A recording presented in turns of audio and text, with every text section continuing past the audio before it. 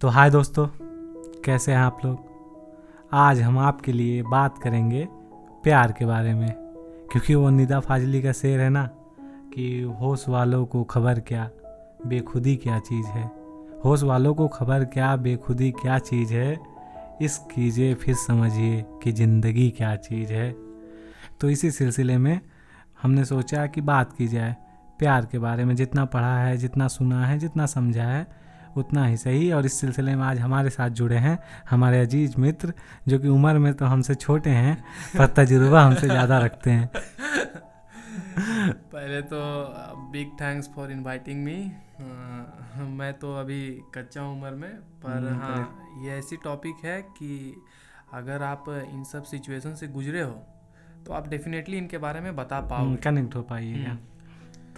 तो मतलब मैं सोच रहा था कि शुरुआत ही की जाए कि प्यार, मतलब बोलते हैं ना प्यार के बारे में सारी तरफ चर्चा है, लेकिन प्यार होता क्या है, मतलब डेफिनेशन क्या होगी अगर एक प्यार का डेफिनेशन फिक्स बोला जाए। देखिए, हम सब के अपने अपने डेफिनेशन होते हैं प्यार के, किसी भी चीज़ के, एक्चुअली प्यार के क्या अलग अलग तरीके होते हैं इसे बयां करने के लिए।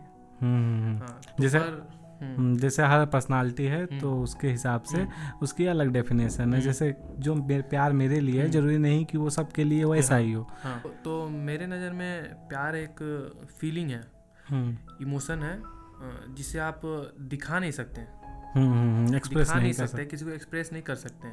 अगर सामने वाला इसको समझता है तो ये बहुत अच्छी बात है, वरना तो जैसे प्यार में बोलते हैं ना कि सबका प्यार अलग अलग होता है, लेकिन प्यार में मेरे हिसाब से एक चीज़ कॉमन होनी चाहिए जो सभी में मिलनी चाहिए, वो है कि रिस्पेक्ट। आप जैसे किसी भी तरह के प्यार ले ले, जैसे जैसे कि माँ का बच्चे के लिए, या फिर मान लीजिए कि एक भाई का बहन के लिए, तो जो रिस्पेक्ट होनी चाहिए वो कंपलसरी होनी चाहिए वो किसी भी प्यार में, क्योंकि यहाँ इज्जत नहीं है वहाँ प्यार नहीं है। हाँ, तो इसी सिलसिले को आगे बढ़ाते हुए प्यार के कन्फ्यूजन्स के बारे में बात करते हैं, प्यार के डाउट के बारे में बात करते हैं कि होता है ना कि जैसा आप महसूस कर रहे हो किसी के लिए, वो पर्सन भी आपके लिए वैसा महसूस कर रहा है कि नहीं। जैसा आप मतलब अपना सब कुछ मतलब आप टाइम अपना दे रहे हैं, जाहिर सी बात है आप अपना मतलब इन्वेस्ट कर रहे हैं उस पर्सन में, तो सामने वाला पर्सन भी आप में इन्वेस्ट कर रहा है कि नहीं, इसका पता कैसे लगाया जाए। तो आपको तो पहले उनसे बात करनी चाहिए। आप उनसे बात करें, इधर उधर से ना पता करते हुए आप डायरेक्ट उनसे जाके बोलें। तो अगर उनको उनके अंदर अगर फीलिंग होगी तो बातों से पता चल जाएगी, और अगर नहीं होंगी तो आपको अपना टाइम वहाँ वेस्ट नहीं करना है, क्योंकि अभी आपको नहीं समझ आएगा आपकी टाइम की वैल्यू, पर ये जैसे जैसे जब गुजर जाएंगे। हाँ, मतलब बोलते हैं ना कि जो चीज़ आपके पास होती है, जब होती है तो आपको उसकी वैल्यू पता नहीं होती, लेकिन जब वो चीज़ आपसे निकल जाती है तब आप उसकी कीमत समझते हैं। तो लेकिन इसमें मुझे को एक मतलब शेर याद आ रहा है खुमार बारा कवि का कि ये कहना था उनसे मोहब्बत है मुझको, ये कहना था उनसे मोहब्बत है मुझको, ये कहने में मुझको जमाने लगे हैं। तो मतलब होता है ना कि कहना तो है कि मुझे है मतलब फीलिंग्स है आपके लिए, लेकिन नहीं कहा जाता है ना। ये थोड़ा कहने में टफ लगता है, पर आपको कोशिश करनी चाहिए।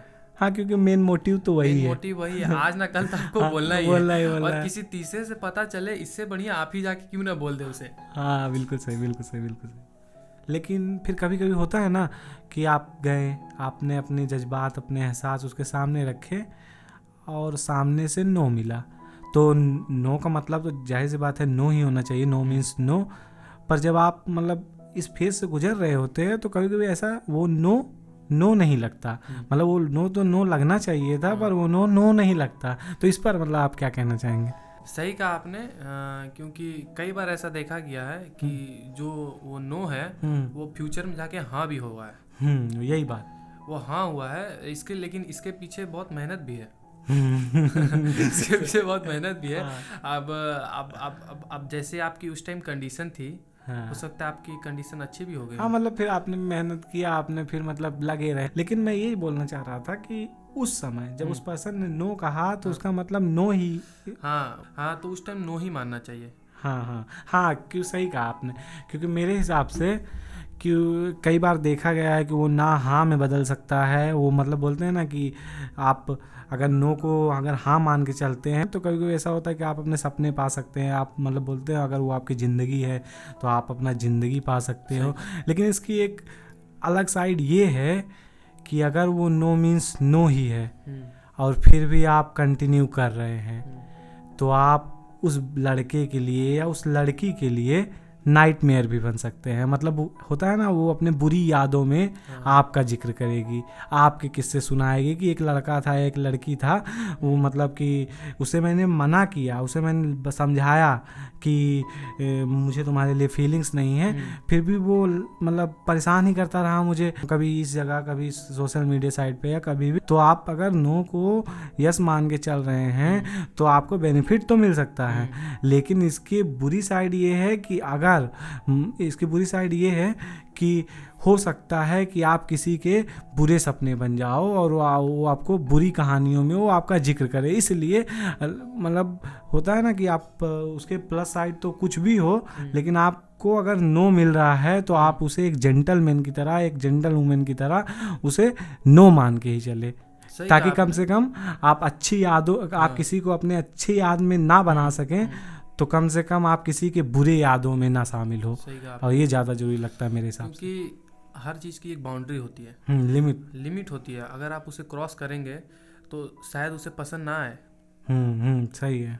तो हाँ, तो लेकिन मेरा एक सवाल है आपसे कि वो जो आपने कहा ना कि आप मेहनत करते हो तो कई बार देखा गया है कि ना हाँ में बदल जाते हैं, तो मतलब इंतज़ार करते हो या मेहनत करते हो। तो मेरा ये सवाल था कि इंतज़ार तो करना है, लेकिन कब तक? जैसे होता है ना कि कब तक इंतज़ार करना है, क्योंकि वो शहजादा गुलेज का एक शेर भी है कि सोच लो तो जवाब दे देना, सोच लो तो जवाब दे देना, जाओ मोहलत है ज़िंदगी भर की। हाँ तो होता है ना कि इसमें आदमी कह रहा है कि तुम अपना समय ले लो, मैं ज़िंदगी भर तुम्हारा इंतज़ार करूँगा, मगर ये प्रैक्टिकल तो है नहीं।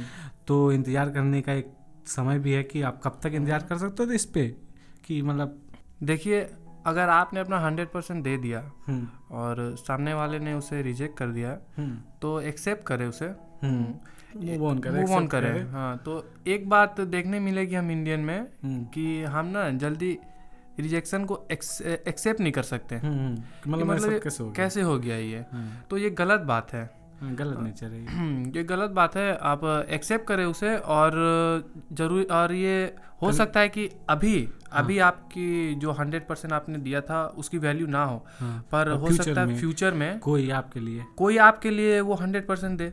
हाँ, बिल्कुल सही कहा, कोई आपके लिए वो 100% दे, या फिर कोई आपके उस 100% की केयर करे। क्योंकि वो एक शेर है ना कि माझी तेरे नाव के तलबदार बहुत है, इस पार तो कम उस पार बहुत है। तो हो सकता है आज आपकी कदर नहीं हो रही, आपके इमोशन कदर नहीं हो रही, पर फ्यूचर में आपके इमोशंस को समझे कोई आपके इमोशन आपके लिए फील करे।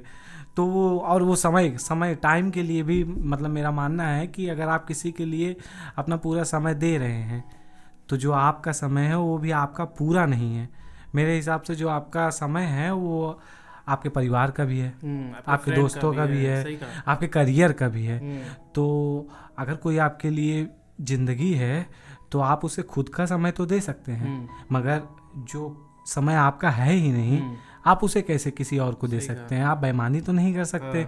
तो कहने का मतलब आपके हिस्से का जो समय है आप तो चाहे तो उसे पूरा दीजिए याद करने में, लेकिन जो आपके करियर के लिए समय है, जो आपकी फैमिली के लिए समय है, जो आपके फ्रेंड्स के लिए समय है, आप कम से कम उनके साथ बेईमानी ना कीजिए, मेरा मानना है। तो ये रही हमारी बातचीत प्यार के बारे में। हमने बात की, कुछ सही की कुछ गलत की, जितना पता था उस हिसाब से की, जितना मतलब पढ़ा था, जितना सुना था सब वही की, और मैं तो एक्सपीरियंस किया था। ऐसा बोले तो ज़्यादा अच्छा है। हाँ, मैं तो, मेरे लिए तो पढ़ा लिखा ही ठीक है ना।